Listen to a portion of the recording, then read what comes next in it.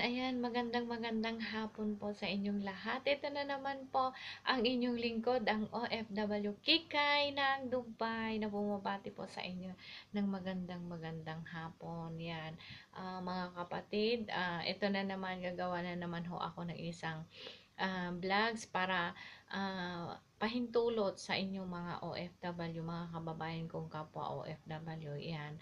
At isa na naman pong nakarating na balita sa inyong lingkod na isang kababayan natin na nasa Saudi Arabia or sa Middle East, yan, kung hindi ako magkamali kasi hindi ko pa nakuha yung full details niya, yan, na nawala, nabaliw sa kanyang sarili, na nawala sa kanyang matinong pag-iisip at sa kadahilanan nga po siguro sa sobrang pagod niya or sa sobrang stress niya or may naging problema siya na malalim, mga kababayan.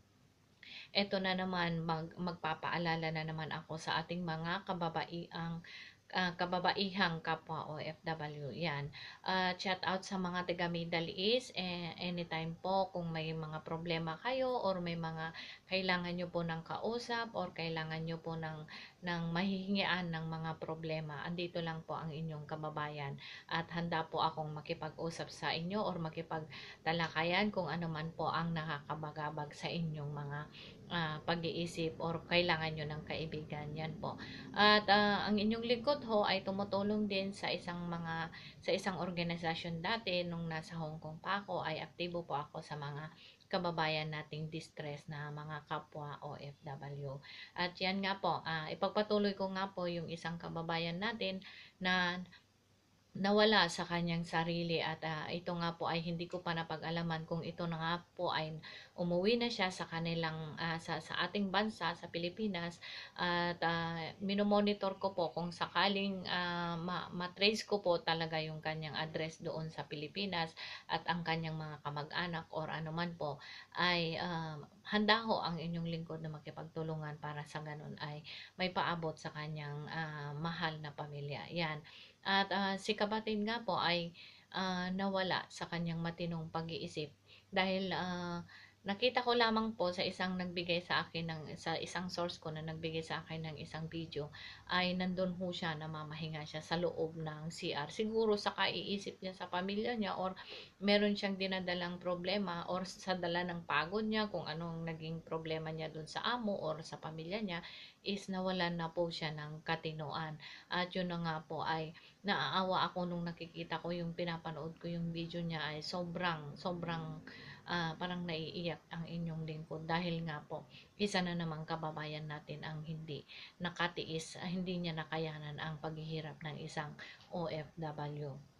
Kaya nga naman po, lagi kong pinapayo sa ating mga kababaihan, lalong-lalo na po sa mga first timer na mga kagaya ng mga iba, ay mag-isip ho muna tayo bago tayo pumunta sa isang bansang gusto nating magtatrabahoan dahil hindi ho madali talaga yung buhay ho ng isang OFW. Kaya lagi kong pinapaalala, mag-ingat-ingat po tayo sa ating mga kababayan, lalong-lalo na po sa ating mga amo dahil marami ho ngayon na nananakit ang mga amo at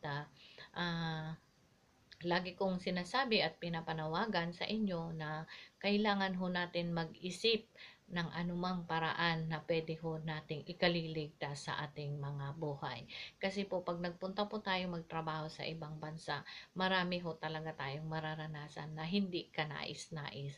Maswerte po yung mga hindi nakakaranas ng mga pananakit, yung mga maganda, yung mga matitino, yung mga employer nila, is maswerte po sila. Hindi ho lahat ganun ay yung pinupuntahan mo dito sa ibang bansa kasi may risky na yung kalahating paa mo is nasa hukay, yung isa is nakaapak sa lupa. Parang ganun ang buhay ng isang OFW. Kaya naman po, lagi-laging nagpapaalala na ang inyong lingkod na kung hindi ho matibay ang inyong loob, ay huwag nyo na hong subukan pang mangibang bansa dito sa ibang bansa magtrabaho para sa ganun ay manatili na lang ho tayo sa isang maliit na pamilya or doon na lamang ho tayo kumita kahit maliit is kasama natin ho yung pamilya kaysa naman ho matulad tayo kay kababayan na nawala na ho siya ng matinong pag-iisip.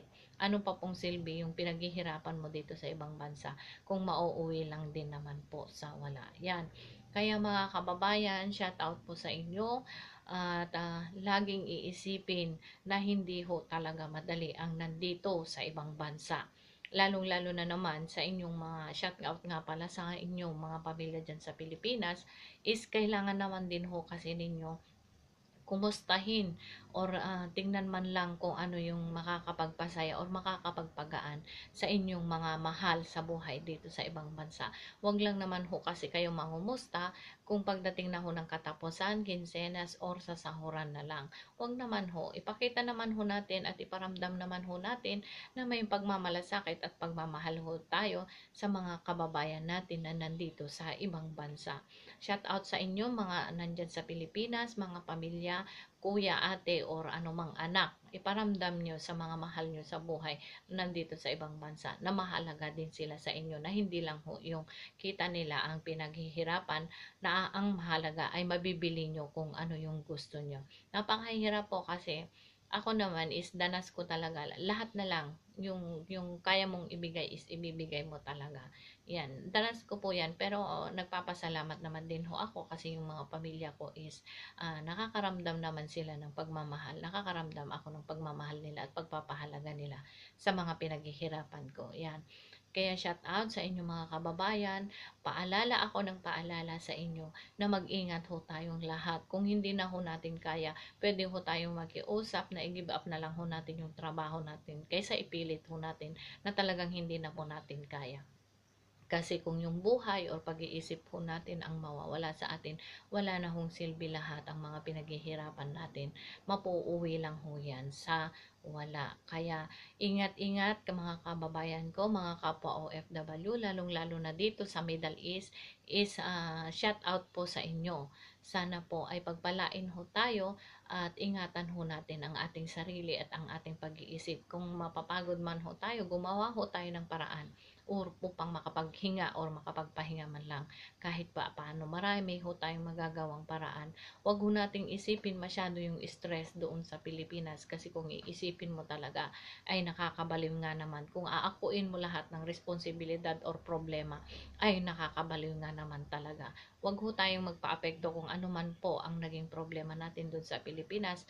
Isipin natin na may problema, lahat yan ay may solusyon. Itawag lamang ho natin sa Panginoong Diyos upang sa ganun ay matulungan tayo kung ano man po ang dinadala nating bigat at dinadala nating problema. Kaya sa inyo mga kababayan, mga kapwa OFW, shout out, mabuhay po tayong lahat ng mga kapwa OFW at nagpapasalamat po ako sa inyo, sa aking mga viewers at sa aking mga subscriber. Maraming thank you po sa inyo sa pagmamahal nyo kay Kikay na pinapakita nyo po lahat po ng mga suporta ninyo ay umaabot ho sa akin at ang inyong mga pagmamahal, pagtsatsaga sa pagtulong sa akin at hikain sa ating mga kapwa OFW ay napakalaking halaga man po. Hindi man ho tayo makilala sa social media ng masyadong lubusan or masyadong sikat, ay nagpapasalamat ho ako at konting bagay ay nakakapaghatid ako sa inyo ng magandang adhikain para sa ating mga kapwa OFW. Yan, maraming salamat po at magandang hapon sa inyong lahat.